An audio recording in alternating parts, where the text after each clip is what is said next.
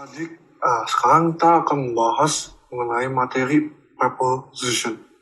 Tetapi sebelumnya, saya dan teman-teman saya akan memperkenalkan diri terlebih dahulu. Jadi, perkenalkan saya, nama saya itu Leonard dari BINUS, dan jurusan saya adalah Business Management and Marketing. Halo adik-adik semuanya, perkenalkan nama saya adalah Devina Kurniawan. Adik-adik dapat memanggil saya Devina ya. Saya juga berasal dari jurusan Business Management and Marketing. Salam kenal semuanya. Halo adik-adik, kenalkan nama saya Ben. Saya juga dari jurusan Business Management and Marketing. Salam kenal ya. Jadi materi hari ini adalah mengenai preposition. Tapi sebelum membahas lebih dalam atau lebih lanjut mengenai apa itu preposition, saya ingin bertanya dulu pada adik-adik. Adik-adik sebenarnya sudah tahu atau belum apa itu preposition? Bagi yang sudah atau yang belum tahu boleh dicoba dijawab. Salah atau benar itu tidak apa-apa. Dalam belajar itu hal yang biasa. Jadi coba dijawab dulu ya adik-adik.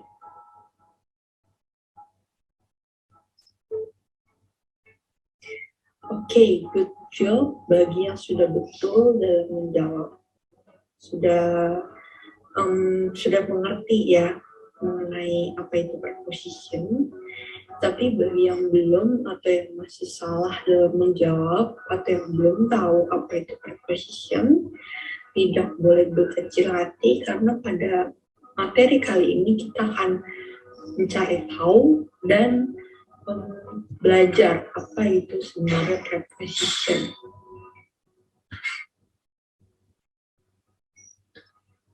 So actually, preposition is a word used before a noun or pronoun and used for time, place, and direction. Some of the examples are in, between, opposite, and so on. Jadi untuk artinya adalah preposition adalah kata yang digunakan sebelum kata benda atau kata ganti yang digunakan untuk waktu, untuk tempat, dan untuk arahan. Sebagai contoh, di sini ada in, between, dan opposite. In itu adalah dalam ya, atau di dalam. Between adalah di antara. Dan opposite adalah berlawanan dan yang lainnya. Saya memberikan 3 contoh dulu di sini sebagai gambaran untuk adik-adik. Adik-adik, sekarang saya akan menjelaskan tentang kapan kita menggunakan preposition. Preposition digunakan sebelum kata benda dan kata kerja dan subjek diperlukan sebelumnya. Nah, adik-adik, sekarang tentunya sudah lebih paham kan tentang preposition, bukan? Nah, sekarang kita akan memberikan soal nih ke adik-adik.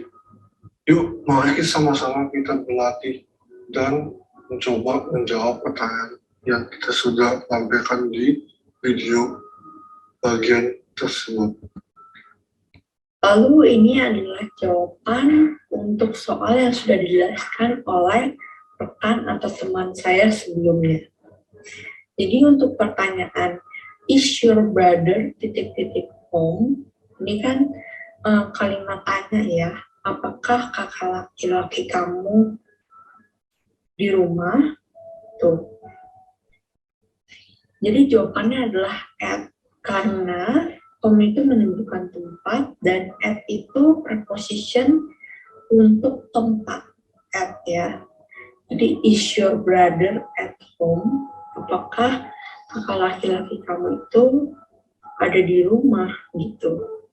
At home-nya maksudnya berarti prepositionnya menunjukkan di suatu tempat. Tempatnya itu di rumah. Lalu untuk selanjutnya, we have been in China ... August. Jawabannya adalah since. Kenapa? Karena menunjukkan bahwa kita sudah di China sejak bulan Agustus. Since itu menunjukkan sejak. Sejak itu waktu ya, waktu. Dari Agustus kita sudah ada di China. We have been in China since August. Oke, jadi adik-adik mengerti perbedaannya antara at dan since. At itu untuk menunjukkan di suatu tempat. Tempatnya di mana? Oh, di home, di rumah. Jadi at home. Is your brother at home? My brother is at home. Jadi at home itu artinya di titik-titik tempatnya di mana. Terserah tempatnya di mana. Pokoknya at itu menunjukkan preposisi di tempat apa, di tempat mana. Di tempat, di suatu tempat. Di rumah, di taman, atau di kamar, atau di mana gitu ya. Tergantung soal. Kalau since itu menunjukkan sejak, berarti sejak kapan? Oh, kita di China sejak Agustus. Di China sejak Agustus. Di since itu menunjukkan waktu. Waktu kita sudah di China sejak bulan Agustus. Oke? Berikut adalah beberapa pertanyaan lagi buat adik-adik. Dalam pertanyaan ini, adik-adik harus mengisi bagian yang kosong dengan opsi di bawah.